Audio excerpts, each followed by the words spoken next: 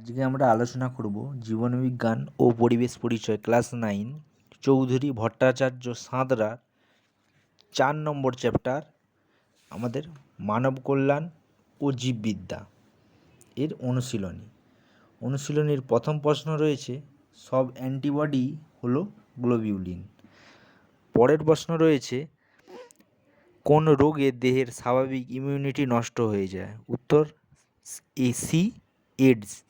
তারপরের প্রশ্ন রয়েছে টিকাকরণ প্রদান করে সক্রিয় অনাক্রমতা। তারপরের প্রশ্ন রয়েছে কোন ভ্যাকসিন মুখ দিয়ে গ্রহণ করা যায়? উত্তর পোলিও। তারপরে প্রশ্ন রয়েছে গুটি বসন্তের টিকা কে আবিষ্কার করেন? অপশন ডি জেনার। তারপরের প্রশ্ন অ্যান্টিবডির 4টি পলিপেপটাইড চেন যে বন্ড দ্বারা সংলগ্ন তা হলো অপশন সি সালফাইড। তারপরের প্রশ্ন রয়েছে এক কথায় উত্তর দাও, অতি সংক্ষিপ্ত উত্তরভিত্তিক প্রশ্ন।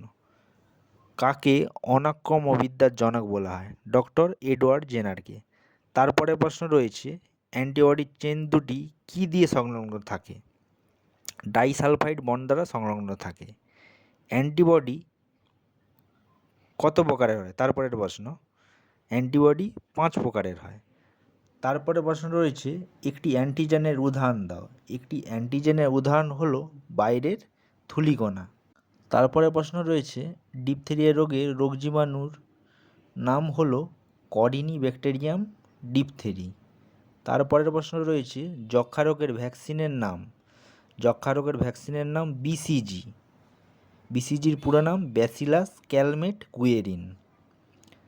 তারপরের প্রশ্ন রয়েছে এইডস রোগের পুরো নাম।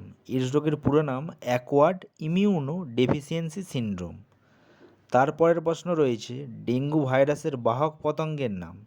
ডেঙ্গু ভাইরাসের বাহক পতঙ্গের নাম এডিস মাছি। তারপরে রয়েছে শূন্যস্থান পূরণ করো। প্রথম প্রশ্ন রয়েছে পলিস্যাকারাইড এক প্রকারের অ্যান্টিজেন। তারপরের প্রশ্ন রয়েছে ইমিউনোগ্লোবিউলিন এক প্রকারের প্রোটিন। তারপরের প্রশ্ন রয়েছে রক্তের মনোসাইট এক প্রকারের ফ্যাগোসাইটিক সেল। তারপরের প্রশ্ন অ্যান্টিবডি দেখতে ওয়াই আকৃতির মতো। 5 নম্বর প্রশ্ন রয়েছে অ্যান্টিবডির রাসায়নিক প্রকৃতি হলো প্রোটিনধর্মী। 6 নম্বর প্রশ্ন রয়েছে টিটেনাস রোগের জীবাণু হলো ক্লোস্ট্রিডিয়াম টিটেনি। 7 নম্বর প্রশ্ন রয়েছে এইচআইভি হলো ড্যাশ রোগের ভাইরাস। এইচআইভি হলো এইডস রোগের ভাইরাস। 8 নম্বর প্রশ্ন রয়েছে ওআরএস পান করতে হয় ডায়রিয়া রোগে। তারপরে আমাদের রয়েছে সত্য বা মিথ্যা নির্ণয় করো। প্রথম প্রশ্ন রয়েছে ম্যালেরিয়া রোগের প্যাথোজেনের নাম ডিপ্লোকোকাস, এটি মিথ্যা। তারপরের প্রশ্ন রয়েছে তড়িৎ শক্তি এক প্রকার ভৌত এজেন্ট, এটি সত্য। তারপরের প্রশ্ন রয়েছে 3 নম্বর প্রশ্ন ভিটামিন বি12 উৎপাদনে ব্যাকটেরিয়া ব্যবহার করা হয়, এটি সত্য। তারপরের প্রশ্ন রয়েছে 4 নম্বর নস্টক স্বাধীনজীবী সায়ানোব্যাকটেরিয়া, এটি সত্য। এরপর রয়েছে বাম ও ডান স্তম্ভ মেলাও। প্রথম প্রশ্ন রয়েছে সায়ানোব্যাকটেরিয়া। সায়ানোব্যাকটেরিয়ার সঙ্গে হবে বি অলসিদা। তারপরের প্রশ্ন 2 নম্বরে রয়েছে পাইনাস। পাইনাসের সঙ্গে হবে ই মাইকোরাইজা। তারপরে 3 নম্বরে রয়েছে অ্যান্টিবায়োটিক।